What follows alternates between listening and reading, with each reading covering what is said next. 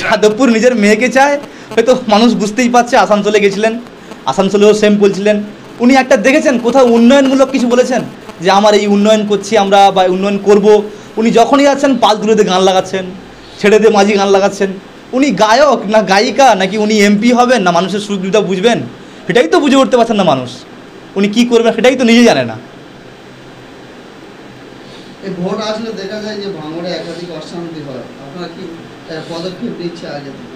আমরা পদক্ষেপ তো নিয়েছি। একজনের নাম তো নিশ্চয়ই জানেন, চুলবুল ইসলাম সম্ভবত। লক্ষ্মীর ভান্ডারের 1000-এর চমক তৃণমূল কংগ্রেসের অনেকটা কার্যকারী হবে বলে মনে হয়। না, ওটা ভাওতাবাজি। ওটা তো লক্ষ্মীর ভাণ্ডার নয়, এটা তো ভাওতাবাজির ভাণ্ডার।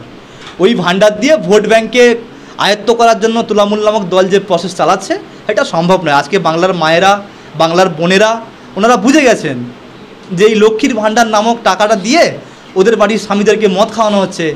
সরকারিভাবে মদের আপনার যে লাইসেন্সগুলো দেওয়া হচ্ছে, সেখানে মদ কিনা লিগ্যাল, সেখানে কিনা গাঁজা কিংবা যে সমস্ত ভেষজ দ্রব্য যারা সাঁওতাল ধর্মাবলম্বী যে সমস্ত মানুষগণ পান করতেন বা দিনের শেষে ওনারা একটু আমোদ প্রমোদ করতেন, সেগুলোও ইলিগালে পরিণত করা হচ্ছে। অতএব বোঝাই যাচ্ছে যে উনি 1000 টাকা দিচ্ছেন, তার বদলতে কত লাখ টাকা তুলে নিচ্ছেন এবং ওই বাড়ির ছেলে মেয়েদের জীবন কীভাবে নষ্ট করছেন, বেকারত্বের হার বাড়িয়ে যাচ্ছে। আরও লাস্ট আমরা সোশ্যাল মিডিয়ায় কিছু ভিডিও দেখছি যে আমাদের খাবে, আমাদের নেবে, আমাদের সব কিছু আর ভোট দেবে অন্য জায়গায়, এরকম একটা কিছু বার্তা মানে সোশ্যাল মিডিয়া ভাইরাল হচ্ছে। কি বলবেন?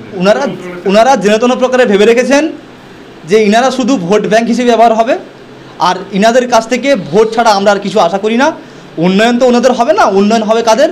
তোলামূলের নেতা মন্ত্রীদেরই উন্নয়ন হবে, সাধারণ মানুষের উন্নয়ন হবে না। তৃণমূল কংগ্রেস বিভিন্ন প্রকল্পকে সামনে রেখে মানুষের কাছে ভোট চাচ্ছে, আপনার ইস্যু কি থাকবে, কি দেখিয়ে ভোট চাইবে? অ্যাকচুয়ালি আমরা মানুষের সুখ দুঃখের জন্য, মানুষের যা সমস্যা আসছে সেই সমস্যা সমাধানের জন্য আমরা এগিয়েছি এবং মানুষ যে সমস্যাগুলো তুলে ধরছে, আর যাদবপুরবাসী লাঞ্ছিত, পদদলিত, অবহেলিত, তাই সেই সমস্ত দিক থেকে যাতে মানুষ তার মৌলিক অধিকারটুকু সে পায়, যেমন শিক্ষা, যেমন স্বাস্থ্য, যেমন খাদ্য, অন্ন, বাসস্থান, এগুলো যাতে পায়, তার জন্যই আমাদের মূল লড়াই। যে ডায়মন্ড থেকে নওশাদ সিদ্দিকী পঞ্চায়েত ভোটের পরেই বলেছিল যে আমি ডায়মন্ড থেকে আবার প্রতিদ্বন্দ্বিতা করব, কিন্তু শেষ টাইমে উনি আর প্রতিদ্বন্দ্বিতা করলেন না। এই জায়গায় আইএসএফ যারা কর্মী সমর্থক এবং যারা ভোটাররা আছে, তাদের মনে কোনো রকম দ্বিধাবোধ হবে না? যে না, মোটেও নয়। আমাদের আইএসএফ দল একটি সাংগঠনিক এবং গঠনতান্ত্রিক এবং সমস্ত সর্ব কমিটির মেম্বারদের সিদ্ধান্তের উপরে সিদ্ধান্ত নেয়। তো সেই কারণের জন্য নওশাদ সিদ্দিকী চেয়ারম্যান উনি বলে দিলেন মনে হয়ে গেল তা নয়। আমাদের দলটা কিন্তু ল্যাম্পপোস্ট নয় বা কোনো একজন ব্যক্তি দ্বারা নির্ভরশীল নয়। আমাদের সকলের মতামত নেওয়ার পরে সিদ্ধান্ত হয়েছে যে নওশাদ সিদ্দিকীকে দাঁড় করালে হয়তো উনি ওই জায়গাটায় এক জায়গায় দাঁড়িয়ে যাবেন এবং রাজ্যের যেখানে যেখানে আমরা প্রার্থী দিয়েছি হয়তো সেখানে আর প্রচার করতে পারবো না। সেই ক্ষেত্রে দল মনে করেছেন যে ওনাকে দাঁড় করানোটা ঠিক হবে না, তাই দলের সিদ্ধান্তকে উনি গ্রহণ করেছেন এবং আইএসএফের সমস্ত স্তরের কর্মীরা এটাকে মানবতার সহিত গ্রহণ করেছেন। আপনারা সভা তো করছেন না, যে বলছেন যে নওশাদ সিদ্দিকী বিভিন্ন জায়গায় সভা করবেন, ওই সভা তো হচ্ছে না। ভোট ইলেকশন ঘোষণা তো অনেকদিন আগে হয়ে গেছে। ইলেকশন ঘোষণা অবশ্যই হয়েছে, কিন্তু নির্বাচন কমিশনের কিছু বিধিনিষেধ আছে এবং সুবিধা অ্যাপ্লিকেশন নামে একটা অ্যাপ্লিকেশন জারি হয়েছে। এটা রেজিস্ট্রেশনের জন্য কিছু প্রসেস আমাদের চলছে। তো সেই প্রসেসটা কমপ্লিট হওয়ার সঙ্গে সঙ্গেই আমরা নিঃসন্দেহে প্রচার ক্যাম্পেইন করব। কোথায় কোথায় বড় বড় সভা করবেন যাদবপুর সহ? আমরা প্রতিটা লোকসভা কেন্দ্রেই আমরা প্রচার করব এবং প্রতিটা লোকসভা কেন্দ্রে আমরা জনসভা করার জন্য আয়োজন নিচ্ছি। যে কটা প্রার্থী দিয়েছেন আইএসএফের তরফে, কতটা আশাবাদী জিততে পারে? ভীষণভাবে আশাবাদী। মানুষ বিকল্প কাউকে চাইছিল, এতদিন কোনো বিকল্প ছিল না। এখন আইএসএফ নামক একটা বিকল্প দল এসছে, সেই বিকল্পকে মানুষ দু হাত ভরে আশীর্বাদ করবে, এটুকু আশা রাখি। যাদবপুর লোকসভা কেন্দ্রের মধ্যে আপনার সিপিএম এবং কংগ্রেস বিভিন্ন দল তারা প্রার্থী দিয়েছেন, আপনার সবথেকে প্রতিপক্ষ কোন দলের সাথে মনে হয়, কার সাথে আপনার লড়াইটা জোর? না, আমাদের লড়াইটা হচ্ছে সাধারণ মানুষ, গরিব মানুষ, কৃষিজীবী মানুষ, এসসি এসটি ওবিসি পিছিয়ে পড়া মানুষের লড়াই।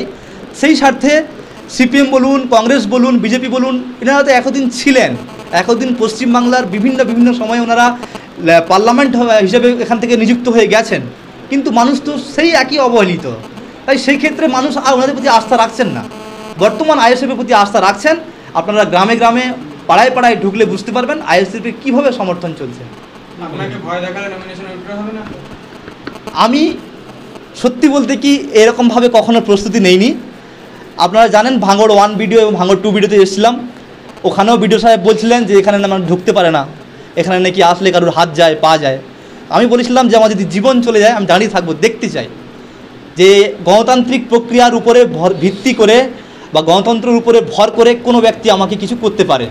বাট আমি 2 থেকে 3 ঘন্টা পর্যন্ত অপেক্ষা করলাম, কারোর সাহসটুকুও হয়নি। আর জেতার পরে আপনাকে দেখা যাবে? হ্যাঁ, নিঃসন্দেহে 365 দিন দেখা যাবে। মানুষ যখন চাইবে তখন পাবে। 365 দিন যে কোনো সমস্যায় যখন ডাকবে তখন আমাকে নিঃসন্দেহে পাওয়া যাবে। 365 দিন এখানে তাহলে সংসদে যাবেন না? না না না, সংসদের পরেও তো আমাকে বাড়ি আসতে হবে। বাড়িতে আসবো, মানুষের সমস্যা হবে।